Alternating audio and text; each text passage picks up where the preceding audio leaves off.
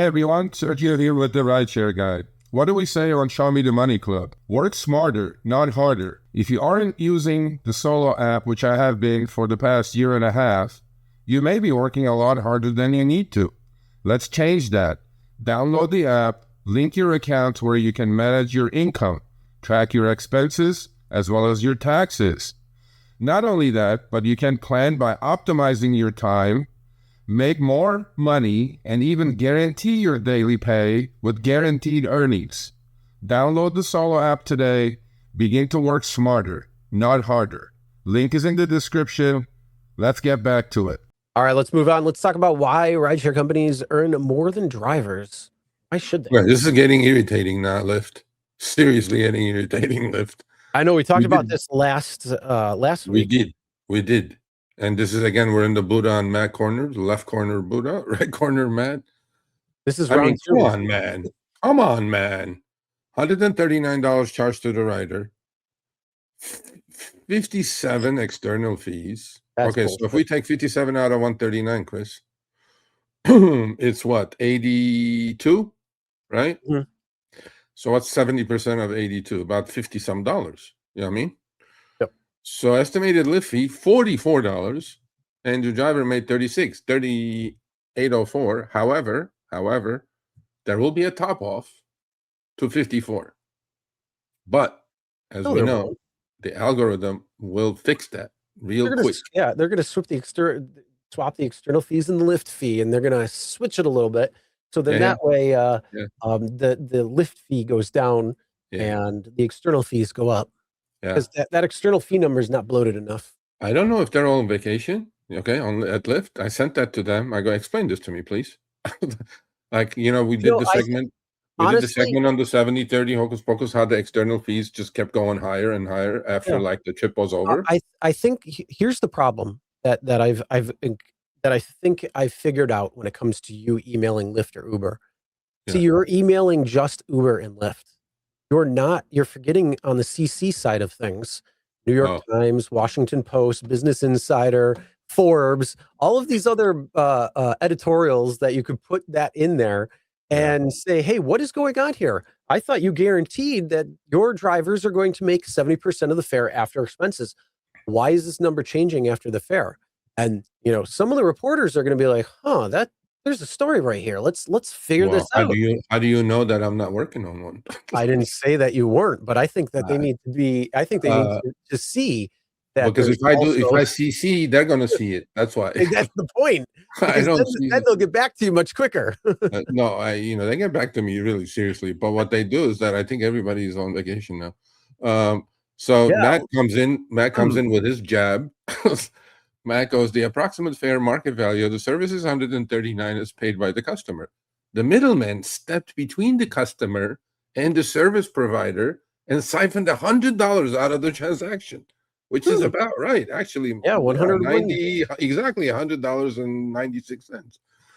Out of the remaining 38 paid to the service provider, which is you guys, insurance, maintenance, and etc., and assumes the risk of driving a very dangerous activity. There you go. So I am quite disturbed by this trend, especially on long Lyft trips. And this is obviously a long one. This is also why not that long. I mean, it's not that long, actually. It's only 30 miles, but an hour and a half, right? So with the top off, this driver would make 54. And an hour and a half is palatable, and dollars per mile is reasonable. Well, without the top off, and then because the numbers get finagled, right? They go like moved around a little bit. And obviously, this is not going to be this one trip that this driver makes. But even in that case, remember 2 weeks ago we did that segment? How the percentage kept changing daily almost? And it was a single trip that guy made? Yep. I'm like, Lyft, we're on to you. Let's just not do the shenanigans because...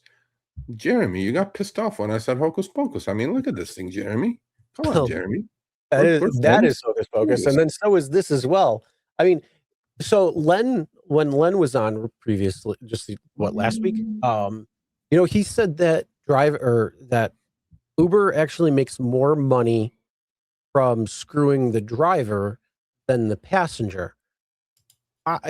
Len, if you're watching, if you could get back to me on like, give me, because like you can only go down so far to zero, and nobody's going to take zero, and like no driver is going to hit that. Oh, we're going to take a 20-mile trip for $0. There's no way around it. But like if you are talking about the price ceiling, we're conditioning passengers to say, oh, you know, yesterday it was this particular trip was 134. Now it's 139. Tomorrow it's going to be 144.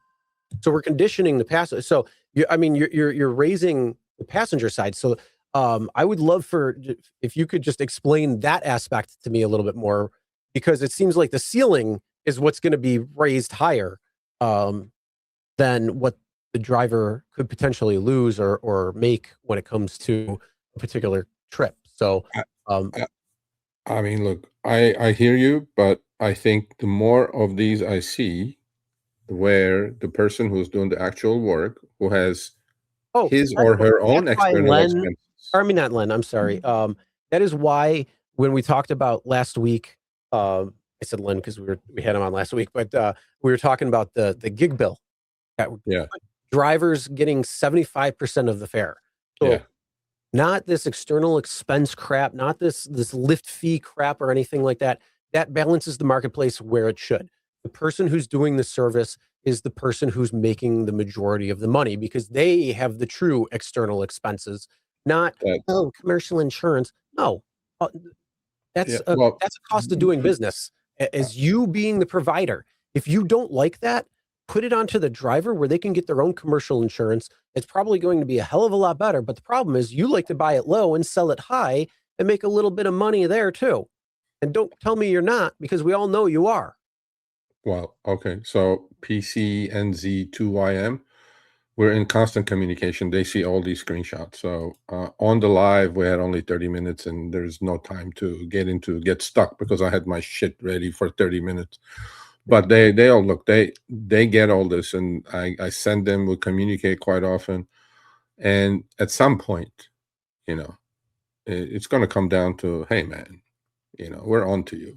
You know, do you want this all over the papers? Do you want this going to a 3-letter agency? I mean, we're not threatening you guys, but this is stupid.